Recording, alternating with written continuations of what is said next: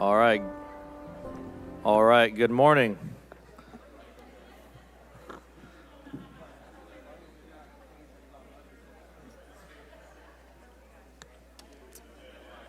We're going to go ahead and get this meeting started.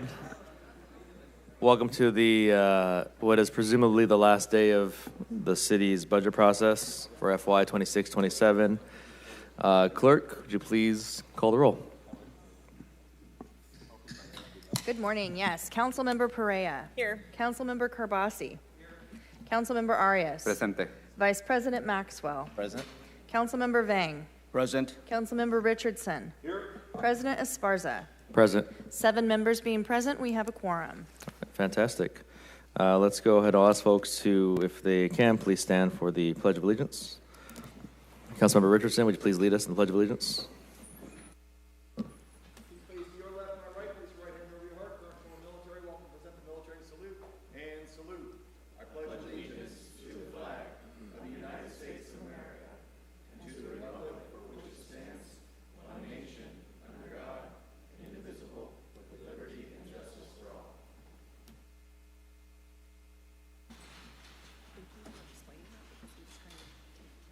All right, I'll entertain a motion for approval of the agenda.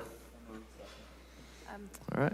We do have some changes to the agenda or announcements to read into do we? the record. Okay, all right, go Yes. for it, clerk.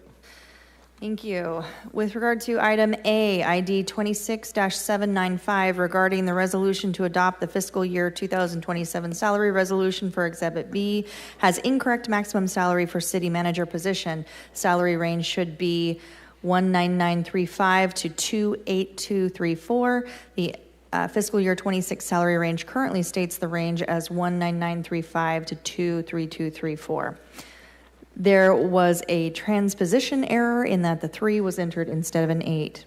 With regard to item C, ID 26-799, regarding the resolution to adopt FY 2027 annual appropriation resolution, Exhibit B, page 3, section 3, motions not advanced. Number 76 should read pave more now as selected by District 4. It currently reads District 7. Budget motion not required, $930,000 for a Hawk on First and Fairmont. Those are the announcements and changes to the agenda. City Thank you, Clerk. Clerk, on item A, it should be FY 27 salary range. We will make that change. Thank you. Okay. All right, we have a motion for approval of the agenda and a second. Is there any opposition to approving the agenda? Seeing none, the agenda passes. We will take public comment here shortly, but first I think the mayor wanted to come on up and give a presentation on his final version.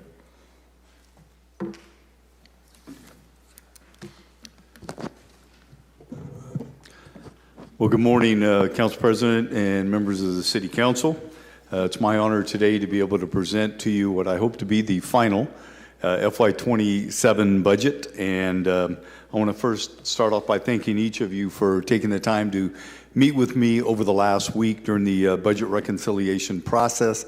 Some of you I got to meet with at length. Some of you I did not get to meet with as long, but nonetheless, it did give me an understanding of what your district priorities were, and really to help formulate the final budget, as well as for me to be able to share with each of you the limitations that we face this year as compared to years in the past, with all of the budget requests and not sufficient funding to cover those. As I shared with you during the initial budget presentation, the city of Fresno faced a $34.5 million budget shortfall, which needed to be reconciled in order for me to present a balanced budget to you, which we did at that time. And I want to just let you know how extremely challenging that was due to the limited revenues that we have as a city as compared to the growing expenses, much of that driven by inflation as well as contractual obligations with not only unions but also with many of our vendors for technology.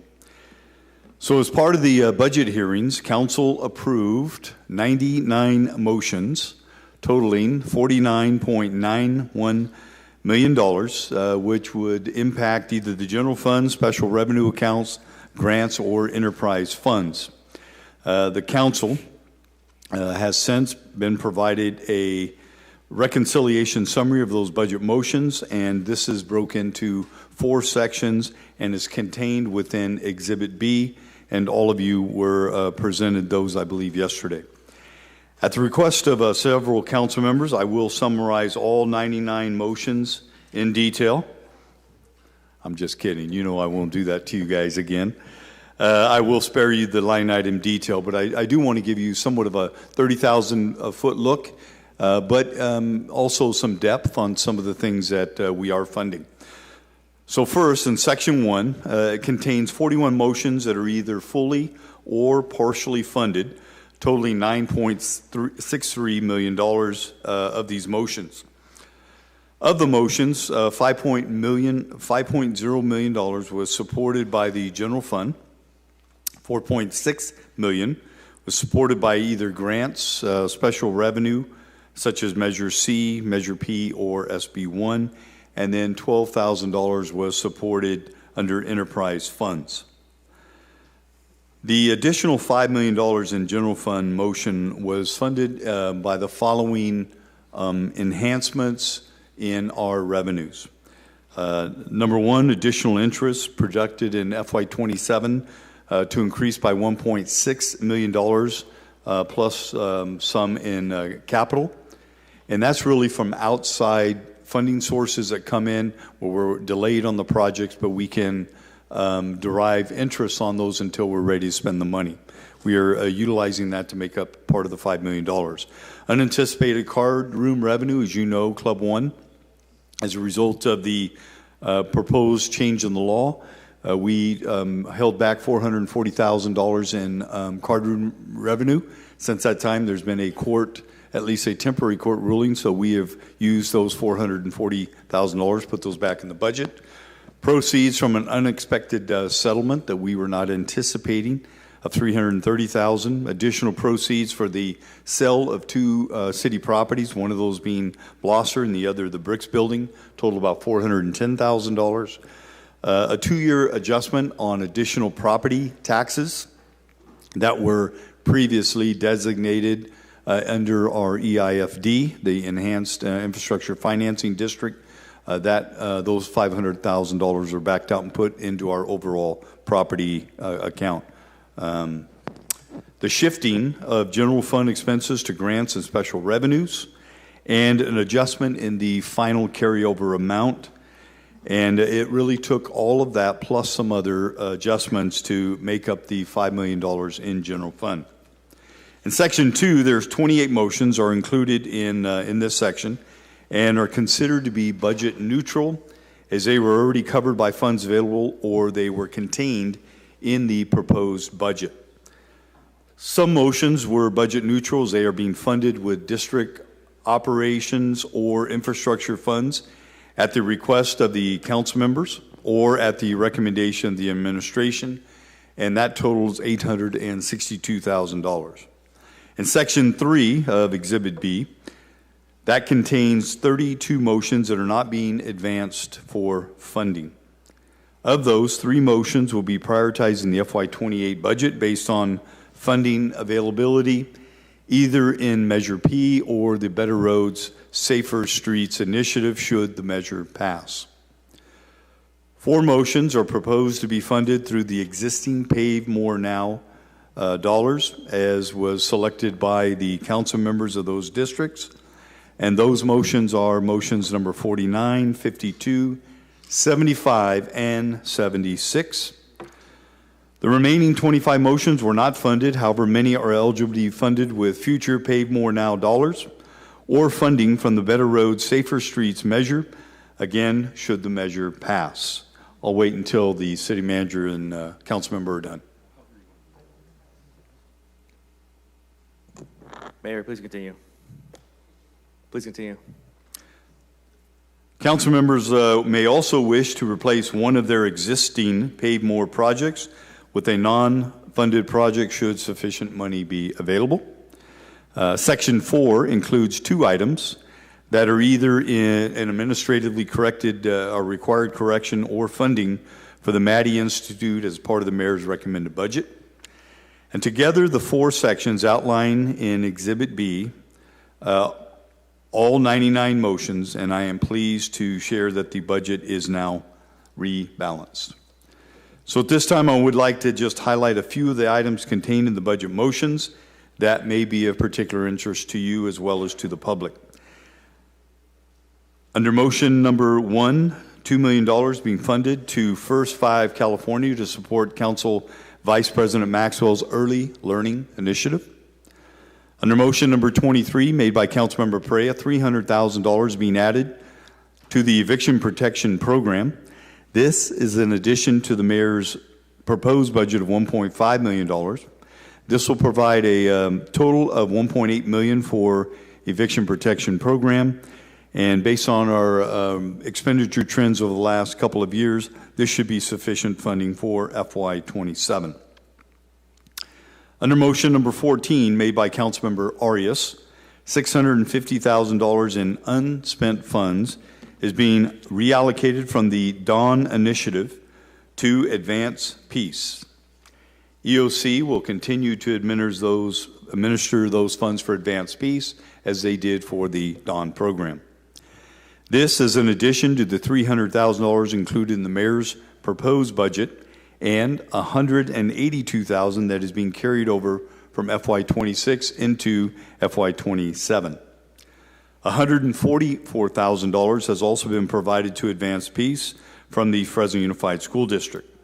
So in total, these funds add up to $1,276,000 and will be sufficient not only to cover the FY27 projected expenditures, which are estimated to be about $831,000. This will also allow for significant additional funds being available for Advance Peace in FY28. This level of funding will allow for 3 additional change agents to be hired and actually rehired by them by Advance Peace, as well as non-personnel expenses, which averages about $200,000 per year. Under motions number 10 and 11 made by Council Vice President Maxwell and Councilmember Perea, respectively, $300,000 being added to the Fresno Animal Center for outsourcing of spay and neuter services. This is in addition to the $225,000 contained within the mayor's proposed budget. This will allow for a $300,000 match to be provided from the Dogwood Animal Rescue Organization. In total, $825,000 will be available for nonprofit organizations to provide spay and neuter services in FY27. Under motion number 30 made by Councilmember Arias, $500,000 is included for potential acquisition of land and design of a new park near the Adams Elementary School. In my proposed budget, $500,000 being funded for additional Tower District and downtown pressure washing.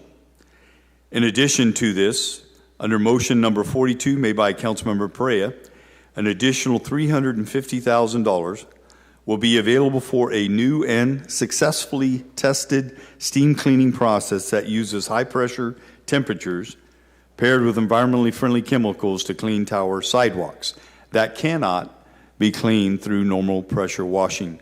And this will include not only the north side of the Tower District in Council District 1, but also the south side of the Tower District in District 3, Councilmember Arias' district.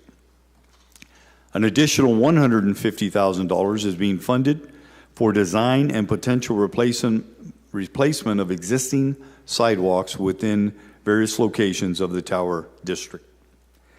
Motion number 40 made by Councilmember Perea will ensure public art in the Tower District and downtown as part of the Beautify Fresno Box Art Initiative utilizing FY26 carryover funds.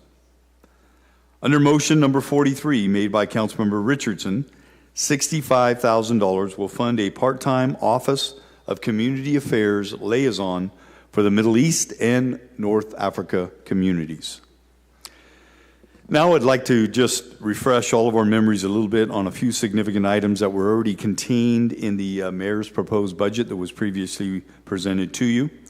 And I'll go through those briefly. $75 million available for construction and or award through the Pave More Now initiative, SB1 and Measure C. $2.64 million to support 2 firefighter drill schools that will support the hiring and training of 40 new firefighters. $1 million to support residential infill housing, and this is in addition to $865,000 that will be carried over in that account. An additional HART team comprised of 1 sergeant and 4 officers. $21 million is being carried over for the Regional Fire Training Center with construction to begin in FY27. $698,000 to provide trash removal on the freeway embankments. $550,000 being funded to continue with Council Vice President Maxwell's 1,000 New Trees initiative. $553,000 being added to once again bring the tree trimming cycle in Fresno to 10 years, and this is a total annual investment of $3.35 million. And lastly, $1.05 billion is allocated for 470 major capital projects and showcases the city's unprecedented investment toward building a better Fresno. So let me just give you kind of a recap on the budget summary and the final amounts as I know them today. I know there could be a couple motions made, hopefully budget neutral. The final FY27 budget being voted on today total is $2.56 billion. The general fund accounts for $546.41 million. Enterprise and internal service funds total $1.12 billion. And the remaining $891.97 million comes from special revenue sources such as Measure C, Measure P, various grants, as well as capital funds. So let me close with this. Something that became painfully obvious to me during this budget hearing is that nonprofit organizations in Fresno are facing unprecedented budget cuts. As a result, many of these organizations are seeking additional funding from the city of Fresno. These nonprofits provide much needed service in our community. As such, we as a city, I think we collectively agree, want to do our part to support them. However, we cannot do it all. The burden to fill these funding gaps should not fall solely on the city of Fresno. We need the county of Fresno to do their part as well. The city is providing precious dollars to fund efforts like county libraries, mental health services, eviction protection, support services to address teen pregnancy, and much more. In addition to the $15 million that we spend as a city annually for emergency homeless shelters and services. Therefore, I believe we as city officials and nonprofits collectively must challenge the county of Fresno and our philanthropic partners to step up and do their part to fund these agencies in need. And finally, I'd be remiss if I did not say thank you, a special thank you to all of my staff, beginning with City Manager Georgianne White, Chief of Staff Kelly Furtado, Assistant City Managers Nick Messia and TJ Miller, and a very special thank you to Assistant City Manager Ruthie Quinto, Controller Santino Denisi, and a huge thank to Ed Chenevere, who is beyond remarkable. And lastly, I want to say thank you to all of our department directors who responded so timely to the never-ending requests for informations that were sent out and continue to serve our community with excellence. And with that, Council, I'd like to again thank you and present you with a balanced FY27 budget. All right, thank you, Mayor. At this point, we'll go ahead and conduct public comment. Then we'll come back up here for any further discussion. Is that all right, Council? All right. I will open up public comment at this point. If anybody would like to speak on the final budget, you'll have 3 minutes. I have one card so far.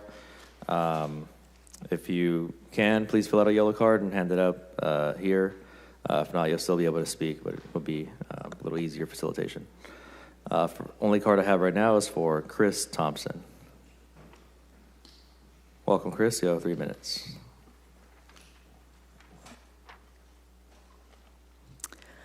Dear Fresno City Council members, as you prepare to adopt the fiscal year 26-27 budget, we would like to thank you for your commitment to improving animal welfare in Fresno and for supporting efforts to address pet overpopulation through prevention.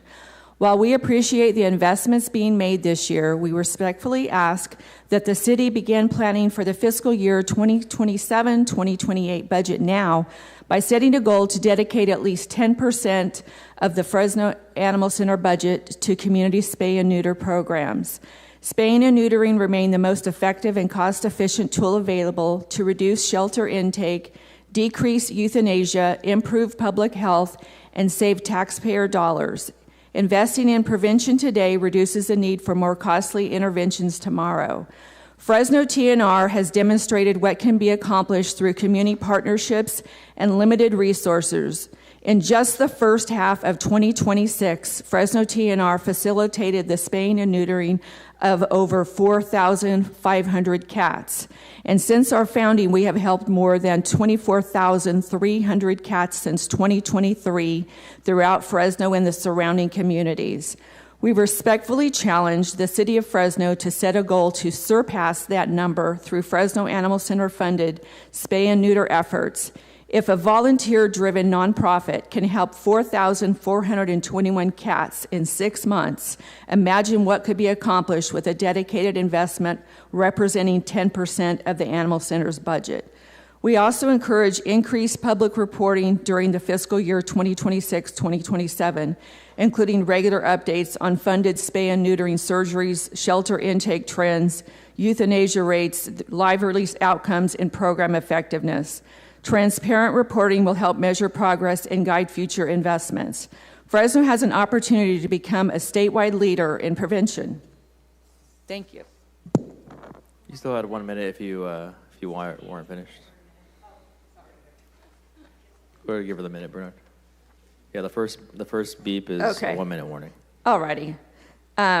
We are also encouraged to increase public reporting during the fiscal year 26-27, including regular updates on funded spay and neuter surgeries, shelter intake trends, euthanasia rates, live release outcomes, and program effectiveness. Transparent reporting will help measure progress and guide future investments. Fresno has an opportunity to become a statewide leader in prevention-based animal welfare. We respectfully ask that the city begin laying the groundwork now for a significant expansion of spay and neuter services in the fiscal year 2027-2028. Thank you for your leadership and your commitment to Fresno's animals and residents. And we do appreciate the increased funding that you guys are approving for this budget year. That's going to be huge. We get a lot of our funding from Dogwood Animal Rescue, and because we brought to light this, they were able to give this commitment of the $300,000. And so we appreciate that additional funding. It's going to be huge. Thank you. All right, next speaker is Galvia Juarez.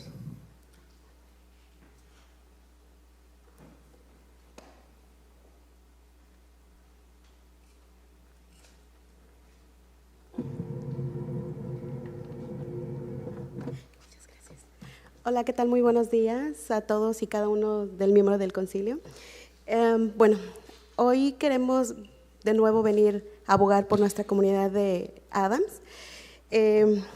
Queremos agradecerles de que nos sigan apoyando con nuestro parque y como ya han comentado ahorita, todos somos Fresno, pero desafortunadamente nuestra área de Fresno todavía necesita más ayuda y es lo que venimos a abogar todavía, ¿verdad?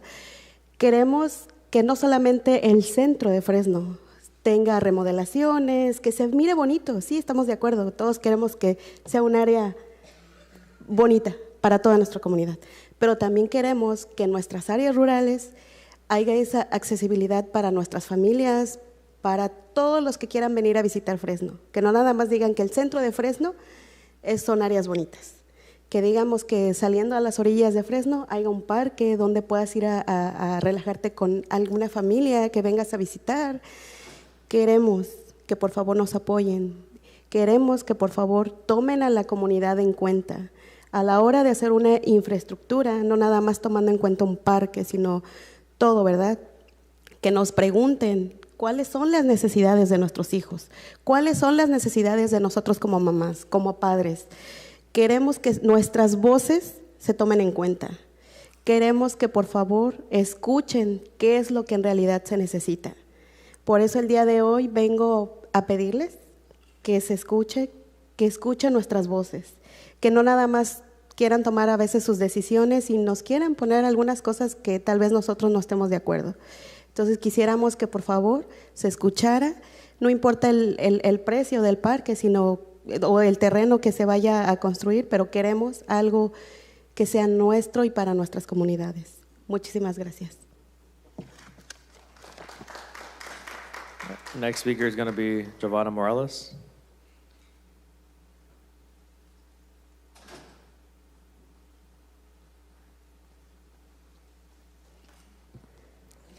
Hi, my name is Giovanna Morales with Leadership Council.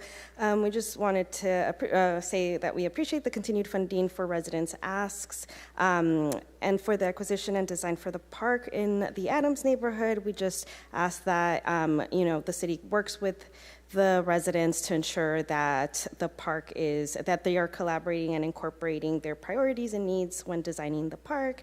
And for the EPP, we ask for continued collaboration on updating the guidelines to ensure that all tenants receive the support they need through this very much needed program. Thank you. All right. Next speaker is going to be Brandy N. Brandy.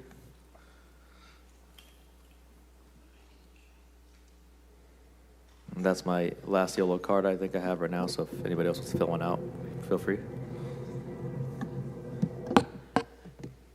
Hello, Council. I reviewed the motions and heard today, and there's so many motions, investments in community that are important and will help our community. And I hope that I am glad that the Council and City recognizes the importance of advanced peace and the work of Aaron Foster in decreasing homicides in our community, as well as TNR, library, and other things. We mentioned the need for rental assistance, and I see that some of the groups are working on that. I again ask in identifying it where these expenses can be funded, that the council does not approve the expansion of HART for more police. This is expansion. Dyer said that people do not recognize the city of Fresno is doing anything for unhoused, but that is not what people are saying.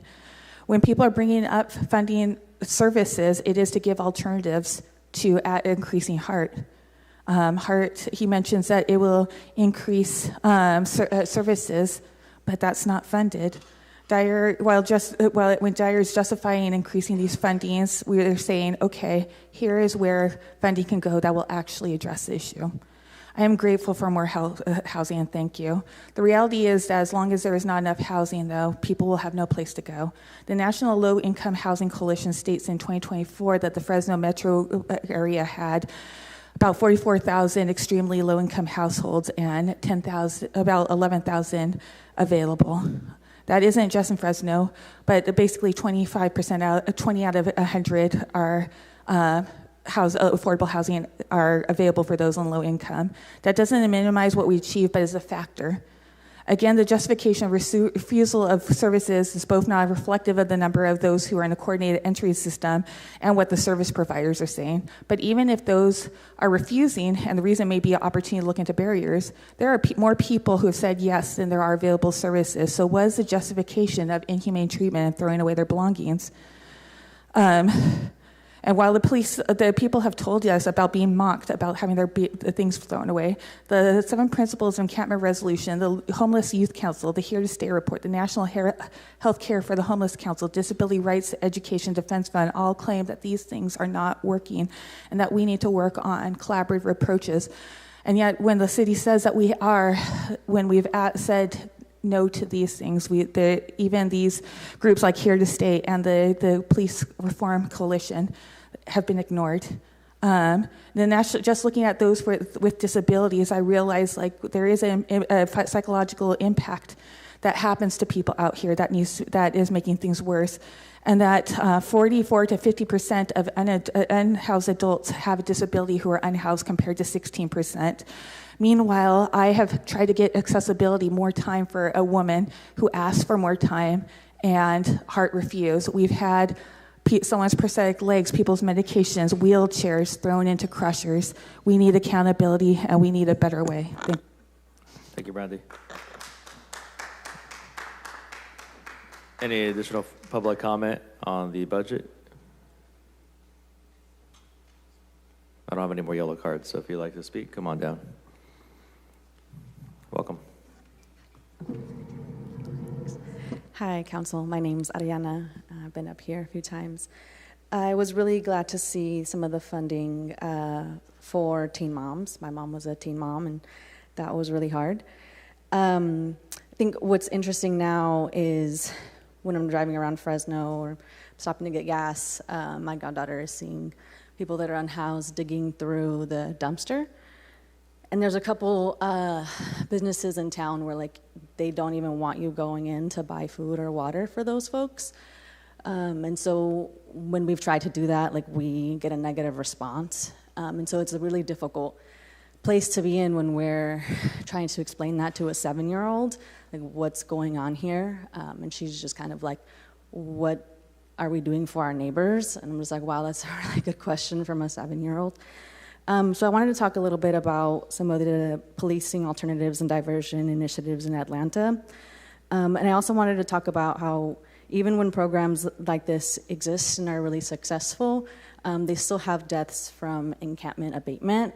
So even when they're working really well together with the police and the city staff, when we take this abatement approach, we're just like displacing people that are already living a really chaotic life and making it more difficult for them to actually get to housing. So that's why I want to continue to oppose the expansion of HART. So in Atlanta, the PAD is a program designed to intervene in situations where people experiencing homelessness would otherwise be arrested. PAD responds to community concerns related to mental health, substance use, and extreme poverty. It provides an alternative to incarceration for people who commit minor violations, often tied to homelessness, and instead connects them with services. Atlanta has housed over 2,000 people experiencing homelessness in 2023, 800 of whom were unsheltered. So responding to homelessness with community response teams instead of police is important because police are trained to enforce the law, but they're not equipped for homeless response. Yet they're under extreme pressure from community members, business owners, elected officials, and others to show up and make people disappear, said Executive Director Moki Macias. The PAD initiative began in 2017 and grew out of a campaign fighting a banishment ordinance targeting sex workers in Atlanta. But today it runs a pre-arrest diversion program based on a successful program in Kings County, Washington. So here's how it works. When law enforcement engages someone and has probable cause to arrest them for quality of life concerns that constitute low-level violations, like loitering, shoplifting, or trespassing, they can instead call PAD to intervene. PAD street outreach workers will have a conversation with the individual to help get their most immediate needs met, like providing adequate clothing and a meal. They will help the individual complete an intake assessment for a local housing provider and ensure they have an immediate place to stay. In 2021, PAD expanded its response to include community calls made through Atlanta's 311 line, a dedicated line for community members to reach non-emergency services. The mayor felt so strongly about this program that he actually moved it from the planning department and the police department directly into his office for more accountability and oversight. I think we have an opportunity to do something. Thank you. Any additional public comment on the budget this morning? If you two come forward, we have 3 minutes. Going once, going twice. Don't sit too tight. Okay. We're going to go to close public comments at this time. Bring it up to the dais. City manager, followed by Councilman Barrios. Thank you, Council President. I know the mayor already did some thank yous, but I would be remiss. I think, everybody knows that this budget does not happen overnight. It is months and months of work and putting this together. And I need to give some shout outs to some specific people who have worked tirelessly to get us to this point. So obviously, I want to first start with Santino, our Controller Finance Director, Ed Chenevere, Assistant Director who oversees the budget division. Thank you so much. The budget staff. Pedro, Erlyn, Nigma, Sherry, Ellie, Danielle, Mitchell, Chris, and Stephanie as well. Thank you, guys. I don't know how many meetings we sat through doing pluses and minuses, but thank you so much. Also, department directors and your department business and admin managers who over and over again have to put together documents and information to submit for us to be able to put this budget together. Thank you to all of you.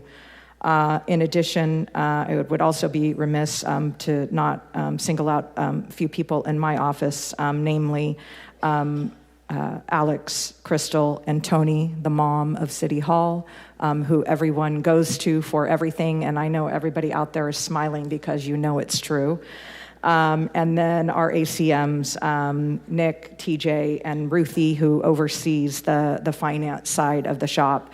Thank you to all of you. And then I'll end with Kelly, the mayor's chief of staff. As all of you know, I sat in that role for many, many years, so I know what it's like to guide through the budget process in that role. So thank you, Kelly, also known as my better half and work wife, and don't read too much into that. And then the mayor. Right, so he's the one who sets the vision and leads us all in setting out what this document is going to represent. And he was selfless this year. As we put together the budget, every budget has some sort of mayoral priority in it.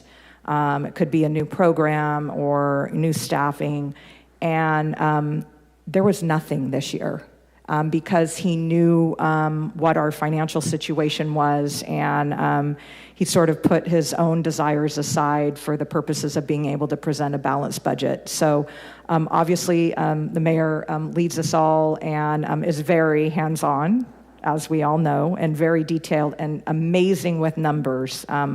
I know those of you who have been in the room, he'll tell you what was in the fiscal 25 budget for certain positions. He has an amazing grasp of the numbers that are in this budget and every budget. So thank you to everyone. If I missed anybody, I'm sorry, but thank you.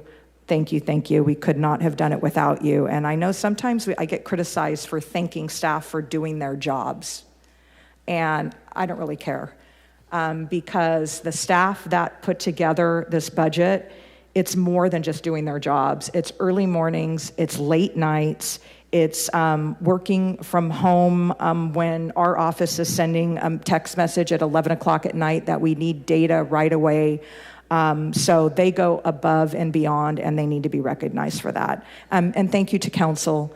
Obviously, this is a give and take process that we go through. We present, you guys like to do some fine tuning, as I call it. And, ultimately, we end up hopefully with a document that, we can all live with. It doesn't have what everybody wanted in it, because we just don't have the resources. But thank you for all of you. I know the mayor talked about, the time that he spent trying to, kind of go through all of your motions to figure out what we could do and what we couldn't do. So thank you. Appreciate it. Thank you, Council President.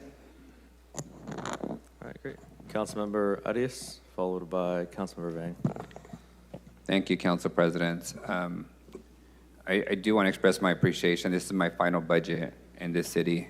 It's been a joy reading and finding money where money sometimes doesn't appear on its first glance. I do want to address a couple of the comments that I've heard from the public, though, as it relates to the unhoused. Every council meeting, we're investing hundreds of thousands and millions of dollars of contracts to operate our shelters. On Thursday, if those of you who are interested, we'll approve another $500,000 to operate shelters for another year, housing dozens and dozens of people. I know there's objection to a secondary heart team, but I think that the context is important. I personally am responsible for representing 80,000 residents. My district houses the vast majority of the unhoused in the whole city. I invite all of you to visit our shelters. And I also invite you to take your kids so they can see for themselves what it is that we're doing for the unhoused on a daily basis. I remember in 2020 when I took my 7-year-old son to an encampment that had 150 people living there. That residents and neighbors were mad for a year because of the open fires, the human feces, the drugs, the needles, what it had done to the neighborhood in West Fresno. And that was the beginning of us owning and operating shelters for hundreds and thousands of people over the years. Could we do more? Of course. Is there more need than we have resources? Absolutely. But it's also unfair to allow any group of people to put at risk the health and safety of a whole neighborhood or a city. Your kids, our kids, deserve to be able to walk to school and not have to step over people. Deserve to be able to stand at a bus stop and not have to argue with somebody who's engaging in drug use. They have a right to go to the neighborhood park and not see an encampment or people engaging in illicit activity. And it's our responsibility to try and reach that balance. Are we perfect at it? No. Is there things that we miss at times? Absolutely. But there's also, I think, this idea that we are fundamentally the parents of adults and that we are solely responsible for every adult in this city. And we simply are not. Adults also have to do their part. Take the help when it's offered, take the support when it's available, accept the shelter, accept the drug rehab, the mental health services. And what I've learned in 7.5 years is not everybody is ready or willing to take that help, and it's our responsibility to make sure there's help available for those who are ready and willing to take that help, while ensuring that public health and safety is also maintained across the city for everyone else. So I anticipate as we run out of money, because the federal government is no longer funding these activities, or the state government has less money to fund these activities, that those shelters will come to a close. I know every shelter in my district is being shut down for the purpose of building permanent affordable housing, which unhoused people need to be able to transition into. As we do that, we're going to lose shelter beds. At some point, we're going to run out of motels in the city that we can acquire and operate. And so it's incumbent on us to be able to still clean up encampments and still ensure that the general public can live in this city free of health and safety dangers. On the budget itself, in my 7 years, I've been able to build 2 new parks in the district, one in Tower and one in West Fresno that will open up this year. And I was hopeful that I would be able to build a 3rd park in the district. The $500,000 for the Adams Elementary neighborhood is the beginning of that. That will give us enough money to design a park, to acquire the property, and to set it up as we have the other parks in preparation for Measure P construction money in the following year. So thank you to residents for being patient. We have secured $10 million to fix all the missing sidewalks in that neighborhood, to put street lights, curbs and gutters, to build the safe routes to schools to Adams Elementary. This park will be constructed after all those improvements are completed, which will begin early next year for the construction of those improvements, which is going to be great because we'll finally have the sidewalks to connect the neighborhood to the school and to the eventual park that's built in that area. This budget also includes money for advanced peace. No longer are we having to react to how do you save it this month. We're funding it for 2 years, also expecting that other groups that benefit from their services also pitch in.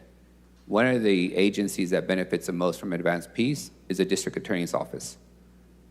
It saves them millions of dollars from having to prosecute shootings. And it is my hope that the County of Fresno and District Attorney's Office also sees advanced peace as worthy of investment in preventing shootings that they then later have to prosecute. We're also engaging in beautifying the Tower District more. We've repaved essentially every neighborhood. We've helped small businesses improve their facades. We put overhead lighting with my colleague to my right. We're going to complete the construction of all the way to the 99, and it puts streetscape improvements and sidewalk improvements in that area. And something as simple as removing the gum off a sidewalk and power washing improves the neighborhood because it allows people to enjoy the nightlife, and those who go, like me, who are older now, and want to go to breakfast at Irene's on Saturday morning, not have to walk through a bunch of trash and dirty sidewalks. So it allows for the family environment to continue. Lastly, in downtown, I know there's been a lot of attention around the entertainment district, but this budget includes about $500,000 for family events in downtown Fresno. Everything from the ice ring to the Christmas parade to a Veterans Parade to Fiestas Patrias to Posadas, events that are not focused on the amount of alcohol and volume you can sell or consume, but events that are focused on bringing the family into a downtown environment. And I appreciate the fact that we continue to invest in those activities for families in downtown Fresno. Finally, my only regret on the budget, Mayor and City Manager, is that the $50,000 to audit the Diamond Baseball Holdings was not included in the final budget. So I'll be making a motion to include that, funded through my budget, but I want to give some rationale for it. In the last couple years, this city has provided the baseball holdings team $7 million for improvements just to keep baseball here. $7 million above what we're required to give them under contract. We've also are paying the debt, which is about $3 million a year on that stadium. Ever since the baseball team was acquired by the private equity firm Silver Lake, the cost to use the stadium, even to the city, has grown significantly. If the city wants to host an event at that stadium, its own stadium that it owns, its own stadium that it subsidizes its operations in the millions of dollars a year, we have to pay between $150,000 to $200,000 for the day. That's what happens when private equity takes over a public asset, and that's why I think it's important for us to audit the operations of that facility and make sure that they're meeting their obligations and that we're capturing whatever revenue we're supposed to, and they're not just simply, draining the cash out of the facility for their benefit and at our expense. So with that, Council President, I'll make a motion to approve the budget with an approval of Motion 55 to allocate $50,000 from the District 3 Infrastructure Fund to conduct an external independent audit of the Diamond Baseball Holdings operational agreement for Chichansi Stadium. We have a motion. We have a second. Councilman Barrios, would you be willing to parse the addition out, the amendment? There's some specific language we got to read with respect to approval of the budget. What I'll do, Council President, is I'll withdraw my motion now while you approve.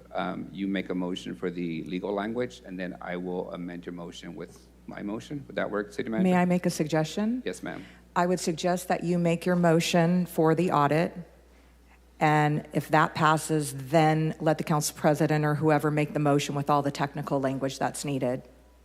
Okay. Yeah, it would be included. So I would say make the Sure. motion that you made. So I'll withdraw my previous motion, and I'll make a motion to approve Motion 55 to allocate $50,000 from the District 3 Infrastructure Fund to conduct an external independent audit of the Diamond Baseball Holdings operation agreement as it relates to Chichansi Stadium.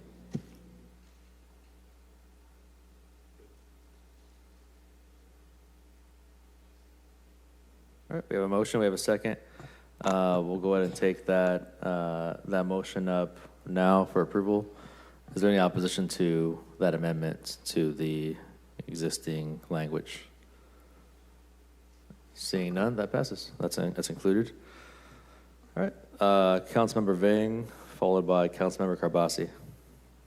Thank you very much, Council President. I too want to thank everybody who has been involved in this marathon public hearing of the city's budget. In particular, I want to thank the public for their input, their comments in person and online. And indeed, we received a lot of those comments online, and I reviewed each and every one of them. So thank you very much for participating in this process. also want to thank the head departments, all of you, for having restraints to reduce your budget. And I know it's difficult, but it is better than having to lay off employees. And so I want to thank your hard work in this process. And finally, I want to thank the administration for presenting to council a balanced budget. Mayor, thank you very much for meeting with me to reconcile on my motions. As city manager indicated, I have some wins and I have some losses. That's the hard part of this reconciliation. Again, this is second year in a row for me where we have to find the money elsewhere. We were not as in a better position as we were where we had surpluses. And with that, the nonprofit aspect of the city plays a great part in providing services to our community. And as my colleague from D3 indicated, the federal government, in many cases, have slashed, if not most of their funding for this year and in the foreseeable future. Likewise, the state as well. So it is incumbent upon the city to pick up some of that as much as possible.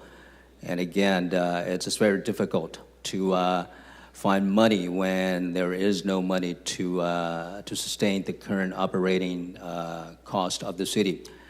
With that, I wanted to amend motion number 37, City Manager. The source of funding still remains the same. And I want to motion $20,000 for Families in Action, $20,000 for FIRM, F-I-R-M, and $20,000 for a Hope for Encounter. Again, the total is $60,000, and the source of funding still remains the same. So you're just, instead of the 60,000 going to one organization, you're going to split it amongst the three? That is correct, City Manager. Thank you. Second. Thank you, sir. That's all I have, Council President. Thank you. We have a motion. We have a second. Is there any any further comments on this? Any opposition to approving the amendment?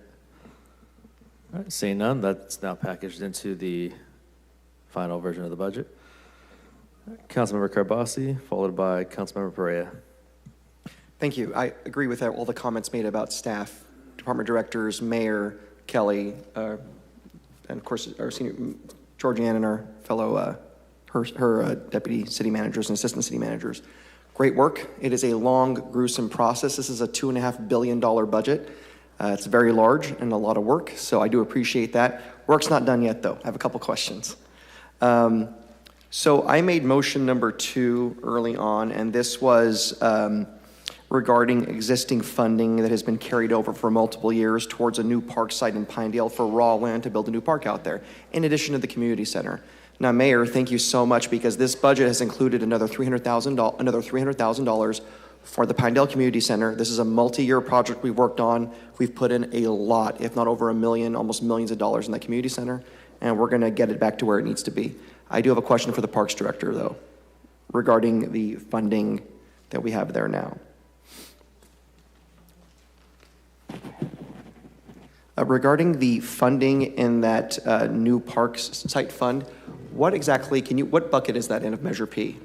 The Pinedale acquisition? Yes. That is in expenditure category 2, the citywide, so it does not have the highest needs definition. Okay. It is citywide. At the time, because Pinedale wasn't a highest needs park at the time. That's Got it. Yes. Okay, thank you. You're welcome. One of the frustrations we've had for years, we've been trying really hard to secure land, but one of the reasons why I'm so against paying above an appraisal, which we've done in the past, is now we have a reputation of overpaying for property, and we cannot use eminent domain with Measure P.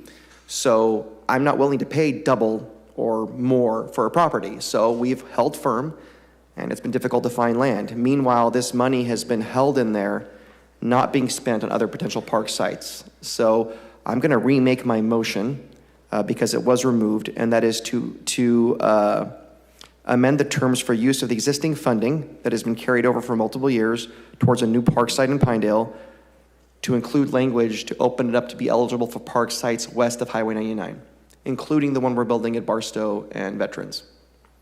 This is a revenue neutral motion. It will not cost anything. but it opens up that money instead of locking it in and freeing it up for another park site, especially for an area that's been neglected like West 99. Is there a second on that? Councilmember, I'm sorry, what is the difference from the current, Their motion was eliminated. Oh, got it. I'm just putting it back on there. Revenue neutral. Okay. Thank you, Councilmember. Okay. No money cost yet. Motion number 3 was to allocate, I think with motion number 3, it was about $200,000 for the First Tee program. This is a nonprofit that has an agreement with the city at our city's municipal golf course, which is in my council district, pulls in kids from all over. Golf, unfortunately, I'm not a golfer, which is a good thing, but it's a very expensive sport, but you don't have to pay tens of thousands of dollars as an admission fee to go to Riverside. It's very affordable and open to everybody. So we're trying to make it eligible for kids that normally wouldn't have access to a sport like that. First Tee is a great program, but they've really outgrown the physical space they have out there. So they have made a request to be able to expand just the facilities. This is not about programming, although it will open up programming.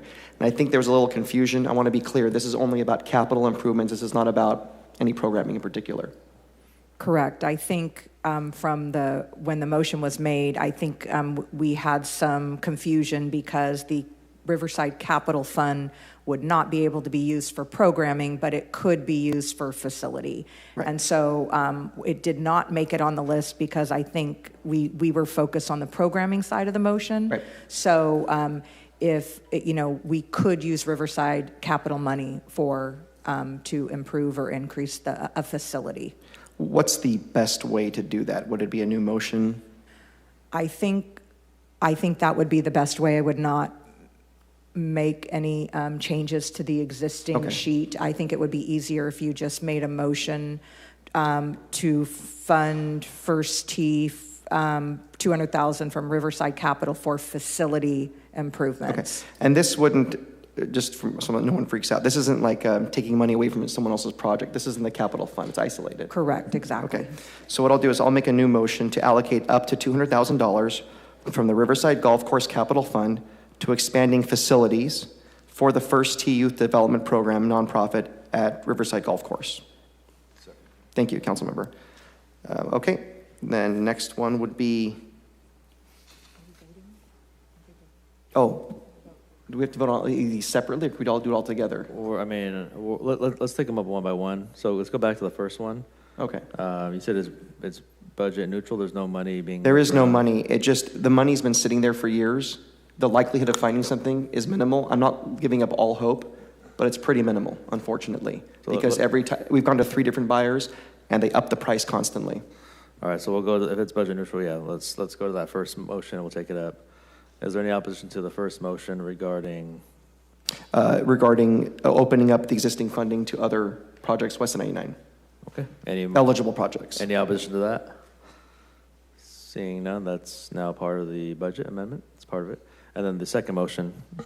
Was the $200,000 from the Riverside Golf Course Capital Fund. It will not defund anything else anyone's working on, but allocating up to $200,000 towards a facility upgrade for an expansion for First Tee. Great, okay. There's a motion, a second on that. Yeah, also budget neutral. Is there any opposition to the motion regarding the capital T? All right, okay. Seeing none, that is now also an amendment to the budget. Sorry, please continue. Okay, thank you. The next one, so that was done. That's done. Okay, motion number 13, I think this has been addressed, but this is in regards to the funding for the police chaplaincy. So the request went from, I think their base that we've contributed every year is 75.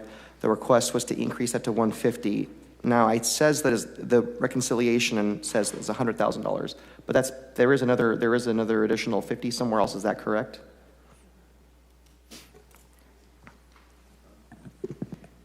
Ed, I'm going to have you double check me here, but the current funding to the chaplaincy program is $75,000. This would be an additional $25,000 for a total of $100,000. That's my understanding as well. And that money, that $25,000 was put in the fire department. budget, not the police department budget. So it's 75,000 in the police department budget, and it's 25,000 in the fire department budget, for a total of 100 for the chaplaincy. Okay, gotcha. So it's only 100, I mean, the total's $100,000. Okay, I don't, this is a red line for me. I don't want to really pick and choose and start saying, why did we fund this and not fund this? I have a whole list of things that I think probably super funded for some reason, but it's $50,000 in a multi-billion-dollar budget for a program that, while they do a lot to fundraise, provides a lot of services for not just the police and the fire department, but for the public as well.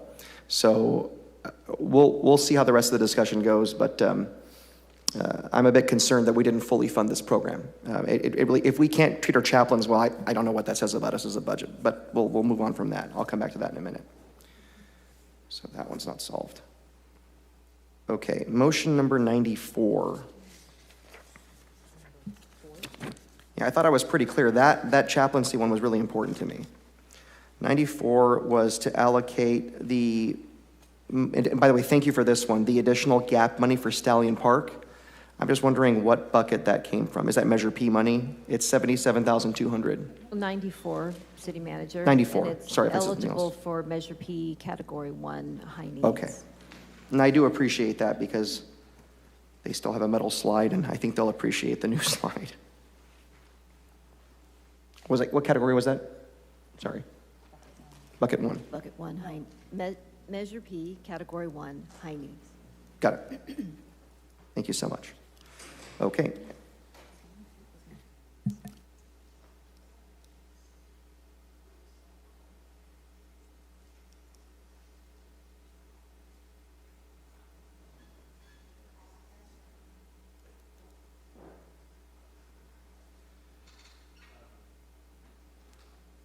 So I think the question was the funding source. It is Category 1 high needs, and I believe that's based on the new definition that was adopted in 2025.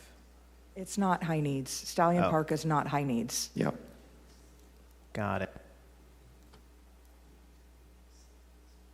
Okay, well, oops. We can go back and check that. Okay, we'll come back to that.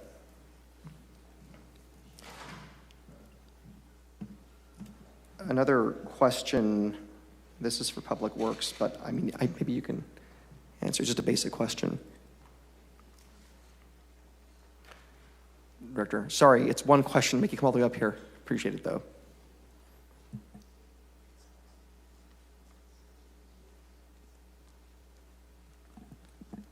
Good Director, morning. a lot of great motions are in here, hawk signals, upgrades. Are there any motions in here that if the budget is passed as it was reconciled today, that will take away funding or potential speed of funding for the left turn phasing at Faulkner and Bullard? I only ask because I believe on the city's priority list, it's the number 1 in terms of need. Surprisingly, a lot of accidents out there. Good morning, Council. Yes, the traffic signal at Bullard and Faulkner, to clarify, that had design funding that was allocated prior fiscal year. That is in the mayor's proposed budget. That is in the final budget before you, funded with SB1. And that is, again, on our citywide ranking, it is number 1. That's based upon accidents, proximity to schools, traffic volumes, and such. Okay. Thank you, Mayor. Appreciate it. Thank you, Scott. Thank you, Director. Okay. This might be a question for budget staff. Motion number 18 has to do with, I believe it was $60,000 for what is called the Tulsa Community Center. The name was crossed out and it was changed to what's the description of the program. Just want to be clear, it's still the same organization, correct? Yeah. That was a change that was requested by our chief of staff, right? Is that right? Well, as long as it's the same organization, because that wasn't the case, I understand. But at some point, it was Tulsa Community Center. That's their actual name, and then the description is what was described in here. I'm not saying it was from you, Kelly, regardless. So why don't we just do a slash, instead of crossing out Tulsa, we'll just do a slash and we'll go back and there you go. Figure out why we added that information. Okay, as long as it's the right organization, we're good to go. Okay.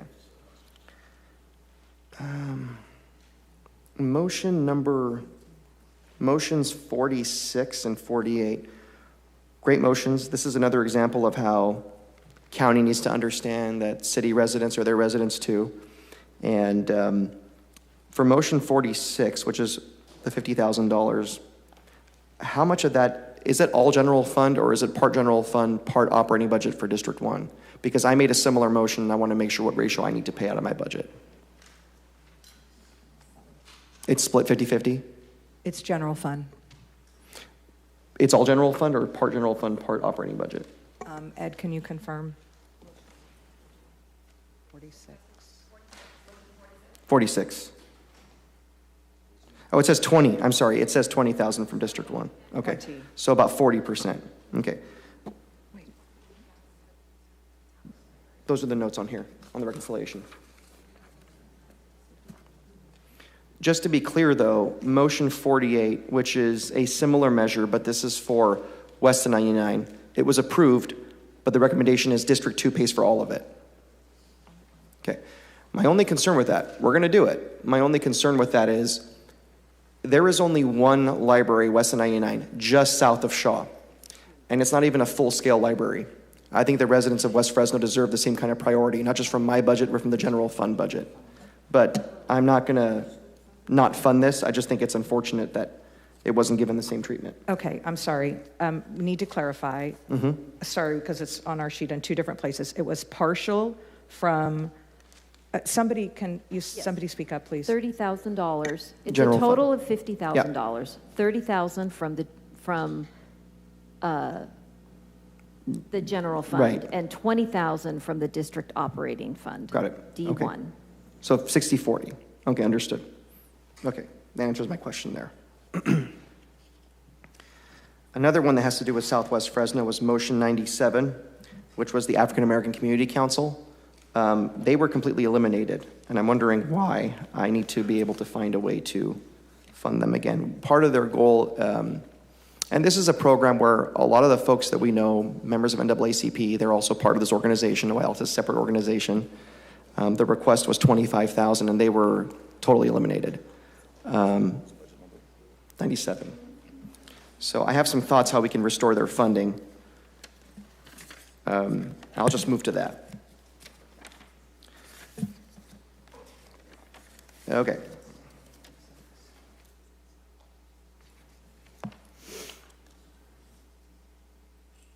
So here's what we're going to do. So motion 97, hold on a second. Sorry.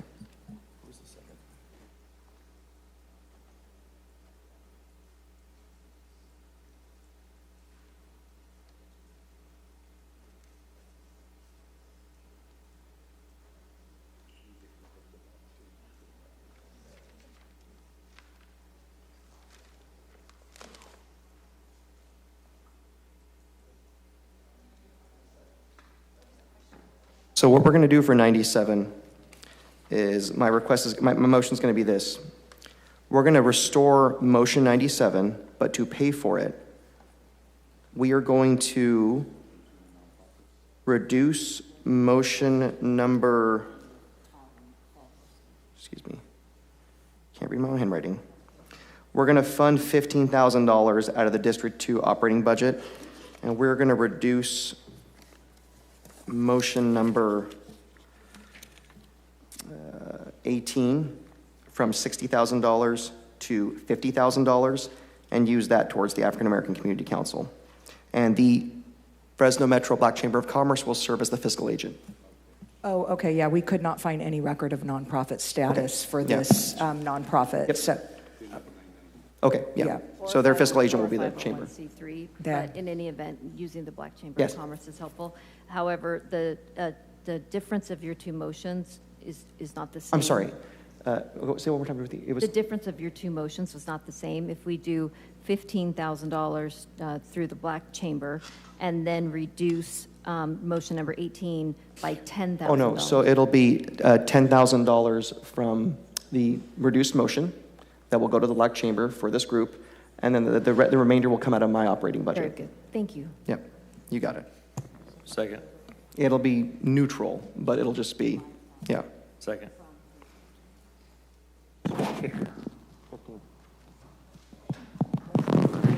The total's 25, 15 from District 2, and 10 from the reduced motion. Okay, thank you. Yeah. That's right, Good. Okay. Okay. Figured that one out. Okay, great. Let's take up that motion. Oh, We have a thank you. motion, we have a second. Is there any opposition to Councilmember Carbassi's motion to reallocate from motion number 18 in a District 2 budget into funding this nonprofit?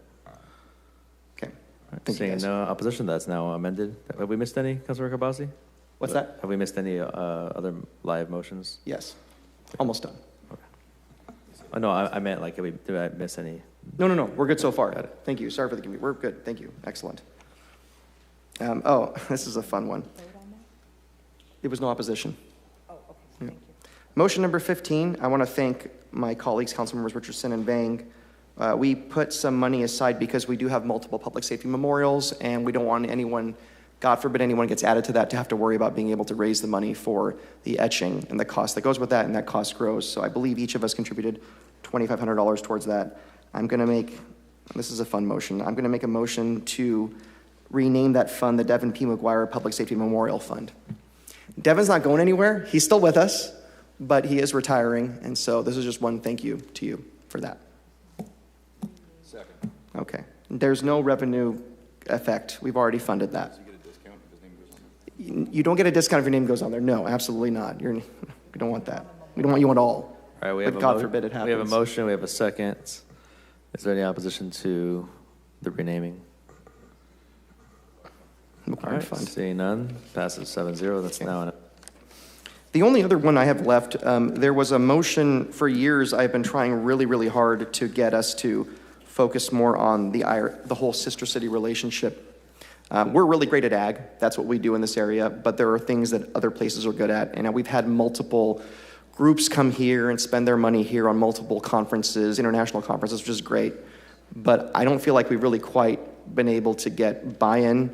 So the thought was there's an outside organization that's devoted to this. Maybe if we give them the funds that we allocate but don't always use, maybe they'll have a better shot at it. So there was a motion for $150,000 to Sister Cities International. That was dropped down to $80,000. And I just worry with the budget they kind of presented to me, it's just not going to cut it. We're not going to be able to get there. So I'm wondering, I don't know where to get the other $20,000 from. Sorry? We've never seen a So this, like a lot of these nonprofits, they'll go meet with the different council members. That's why my motion said they have to present us a budget that will be approved by council leadership ultimately. Yeah. But if we... It's just helpful because when Sure. we're trying to seek funding, what funding sources there are and what our priorities are, all we're working with is the motion Yeah, language. it wouldn't be Measure P. It would just be general fund. Yeah. Okay. I don't know how they would apply for Measure P funds. I don't know if anyone has any creative thoughts on how we can bring that up to par. Might I make a suggestion Yes, for us please. to revisit this at mid-year? Well, we tried. Did we have any money last year to do mid-year? And we went to the fire department and... Carryover. Okay, well, Can I ask, Yes, sir. Councilmember Carbassi, can I ask what the goal is with that money? What are we trying to accomplish? so, for example, the goal is to hopefully bring folks here, but let's say we go battery technology, for example. All these electric cars, what are we going to do with them someday? Well, Germany is the leading nation for this type of technology to recycle these batteries. Wouldn't it be nice to have a facility here that can do that? I mean, we talk about dreaming big, but we don't have all the solutions. It's to have that free exchange with other economies and hopefully bring some of that benefit back here. My focus is more economic development, but these relationships have to actually be, with minimal investment, have to be kept up. Council Yes, sir. member, would you like to take it from the Economic Development Department vacancies? Is there any money in that fund? The only vacancy is it's put up for their attrition savings. So they have one vacancy, and the savings from that is them hitting their attrition target. I don't know if we went over on attrition on economic development. Somebody can look that up, but I know that the only vacancy is being held for the attrition. If I may, and again, I will ask Santino or Ed to correct me, but we, because they're such a small department and they are holding one vacancy, it does generate more than the 6.18%. However, we utilize that difference where they generated more to fulfill the 5% reduction exercise. So we were already counting on that position being held vacant all year. Councilmember Carbasi. Well, maybe we can revisit that in mid-year. Sorry, go ahead. Can you share, I heard what you said to Councilmember Richardson, but from the conversations that you've had, the 150, what was the intent? Like, is it for travel? Is it for staff? No, it's mostly for staffing and to make sure, for example, to make sure all those different cities on that list are getting constant communication. For example, if you want to have travel there, waiting to the last minute and buying those tickets costs a terrible amount of money. If we plan these things early and also recruit them to come here, which is even cheaper for us, that's kind of the goal. But we need someone to actually coordinate all that activity. We just can't do it ourselves. Okay. That's it's mostly staffing. And so the idea was that the sister cities group would use $150,000 to hire a person? That and other potential things, but we're reducing it and just focusing only on the staffing. Even I felt that was a little inflated, but I think going lower than 100 is going to be tough. What's the delta currently between what was proposed and what's allocated? Well, 20,000? 150 was proposed, 80's been accepted in this budget, 20 is the delta. That sounds like 70 to me. Oh, you're only looking for 20? Yeah. It's going from 80 to 100. Could we motion that the money that's been set aside by District 2, District 5, and District 6 to reimburse anybody with the Cesar Chavez Boulevard renaming that doesn't get used can be put toward this? I have a feeling it'll be over 20,000. I'd be okay with that if that's okay. If it's not used. Yes, if it doesn't get used, yes. Okay, then thank you. Appreciate that, council members. Then what I'll do is I'll make a motion to allocate $20,000 more towards the contribution to Sister Cities International. That is motion number 98, with the caveat that it's whatever balance is left over from our fund to help businesses along the Kings Canyon corridor. Second. Okay. All right, we have a motion, we have a second. Any opposition to this reallocation amendment? Seeing none, that passes. Although for the record, I do admire Councilmember Arias' creative thinking there. Okay. Okay. And with that, that's really all I have right now. Again, I do appreciate a lot of the hard work that went into this, Mayor. It's not easy, but I think we're going to be done today, thankfully. All right, staff keeping up? Are we still balanced and all these motions are accounted for?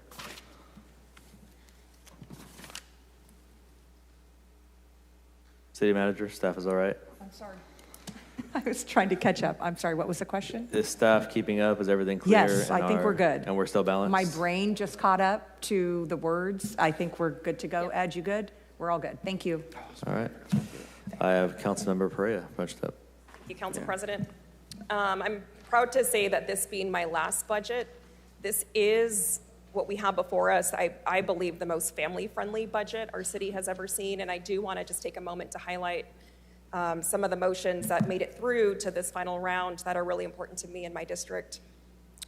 We set aside funding to complete a citywide tax amendment to make it easier to build grocery stores, medical offices, and other neighborhood-serving retail all across our city. This budget sets aside funding to support teen moms, LGBTQ healthcare services, domestic violence victims, and it sets aside funding to develop therapeutic community gardens for the Hmong community as well as one in Southwest Fresno. We have $2 million of childcare and early learning investments that we are seeing for the first time. Money set aside to bring back a library in the Tower District. This one was a priority for me and a pretty large cohort of my constituents. In addition to that, we're making a number of other investments in the Tower District, including heavy-duty power washing on the sidewalks. We have funding for concrete repair for the parts of the sidewalks that just so desperately need it. We have funding set aside for Tower Theater maintenance and for public art in the Tower District. So thank you, Mayor, for including those. We have record investments dedicated to spay and neuter services. We have money set aside to execute the completion of our citywide smoke shop wind down period, which we'll start to see toward the end of this year. We have a record earmark for eviction protection for our renters. We have millions of dollars set aside for District 1 neighborhood revitalization projects, including paving and sidewalk concrete repairs. We have funding set aside to redesign Quigley Park over on Dakota and Fruit. And we have continued funding for our city's newest youth leadership program, which is in partnership with the Fresno Chamber. We kicked that off a few weeks ago, and so if you do have a high school student, if you know of one who is interested in this program, please go to fresnochamber.com to look at that, but we do have continued funding to carry that over into next year as well. And then I do want to echo the mayor's remarks about challenging the county to increase their level of support for our local nonprofits. We cannot run the city without the good work of them, and while we would like to do as much as we can to close each and every budget gap they're facing, it's just simply not possible for us to do it on our own dime. And so to everyone who made a public comment related to social services, mental health services, homelessness, I encourage you to go across the street to the county side. They're going to start their budget process this fall. And please advocate for funding set asides from the county for your respective causes. With that being said, I think it was either the mayor or city manager, you called Ed beyond remarkable, and I'll echo that as well. But I'll extend that to the entire department as well as to the entire city administration. I know you guys worked weekends and early mornings and late nights, and so your work does not go unnoticed. I'm really proud of this budget being my last. This one is truly reflective of the community's requests, and while not everything got funded, we got, I believe, as close as possible to funding just about every request out there. So it's good work, and I want to thank my colleagues for supporting a number of my priorities, and couldn't be more grateful. Thank you very much. All right. Councilmember Carbasi, you're punched up again? Yeah, I'm going to do the Columbo. One more thing. I forgot. Two things I forgot to mention. One was there was a motion, I made motion number 5 for the sweet potato program, which is a really great program. I met with that group, and the original request to me was $10,000, and then that was upped during the budget process to $25,000. But this funding is going to come completely from my district budget, and I've just covered some more for other things. So what I want to do is, I hate to do this, but I want to reduce that back down to $10,000, unfortunately. That was the original ask of me, but given that this is going to be borne by the entire district, I think that's going to be our portion. That's the motion. Okay. Motion, we have a second. Council President, if you'll retract that motion, I will match your $10,000 with $10,000 for my office Okay, budget. let's do it. I appreciate that, Councilmember. Thank you. Yes, 10,000 from District 2, 10,000 from District 1. Is that a motion, or is that? Just, isn't it, can we amend a new motion? I think you just, I would suggest, let's see. We can just amend motion number 5. Where's Ed? The 10,000 Ed, what's the easiest way to do this? I don't want to mess up any reconciliation. They want to change motion number 5, which was 25,000 from District 2 down to 20,000, 10,000 from District 2 and 10,000 from District 1. Should we modify number 5, or should we have them do a new motion? What's the easiest way? Make a motion to No, amend that 10,000 from District 1 and 10,000 from District 2 is 20,000. It's a reduction from 25 to 20. Well, it was 10, then, yeah. Yeah. Yeah. Yeah, I think a modification to the existing motion should be fine. Okay. Okay. So it'll be a modification. It was moved, it was seconded. Okay.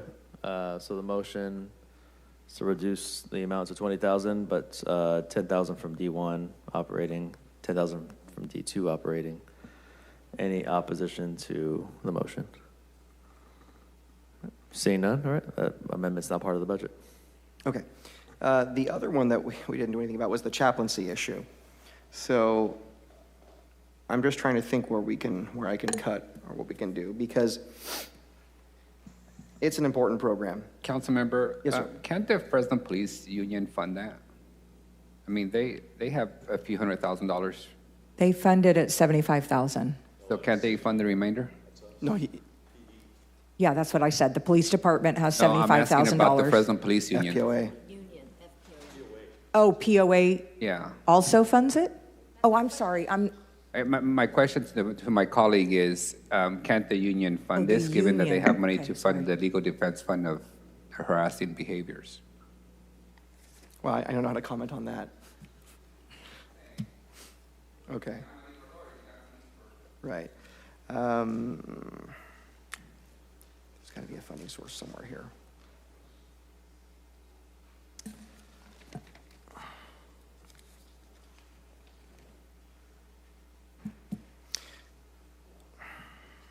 Well, at the very least, we'll make that a mid-year priority.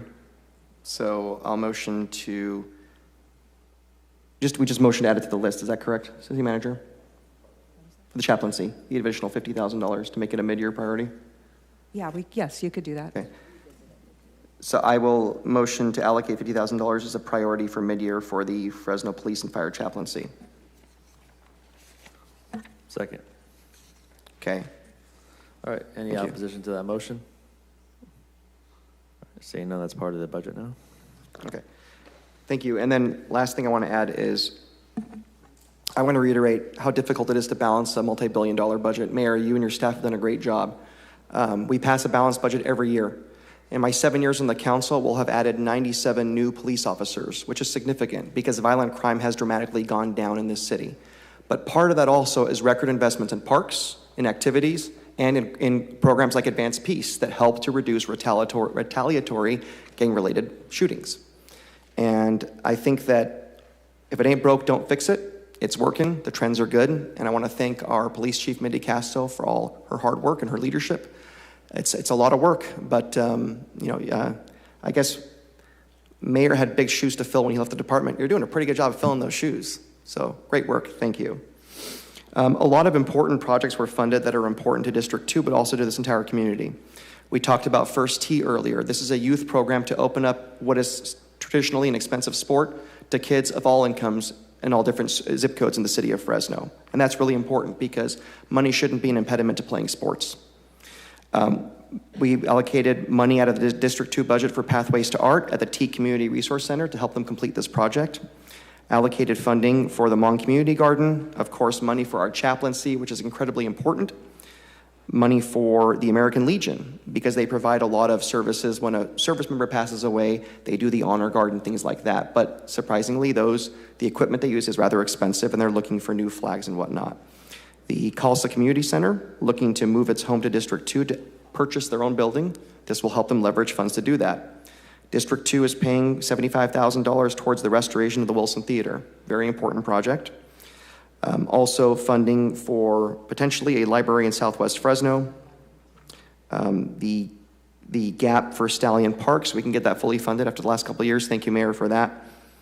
And of course, funding for the African American Community Council and other things that were already in the budget, like funding for the Pinedale Community Center that the mayor has committed to multiple years of funding, the left turn phasing at Faulkner and Bullard, and then of course traffic mitigation on Audubon, which when that stoplight was put in thanks to the help of the Conservancy. It was a great day, Mayor, and you've always been committed. I think our first community meeting was that, and those neighbors are thrilled with the work you've done. Thank you for that. I did have one last idea, City Manager. We allocated $35,000 towards the yellow light timing. That was motion 93. What was the funding source for that? I was hoping Measure C, flexible. Okay, I was hoping that could have been used for the chaplaincy. It cannot, so we'll just keep that where it is. Okay. All right, and with that, I appreciate all the hard work. Thank you, Council President. Let's move forward. All right, I have Councilmember Richardson, followed by Councilmember Perea. Pretty good budget. Thank you, Nick. 3 words, I like it. Succinct. Good.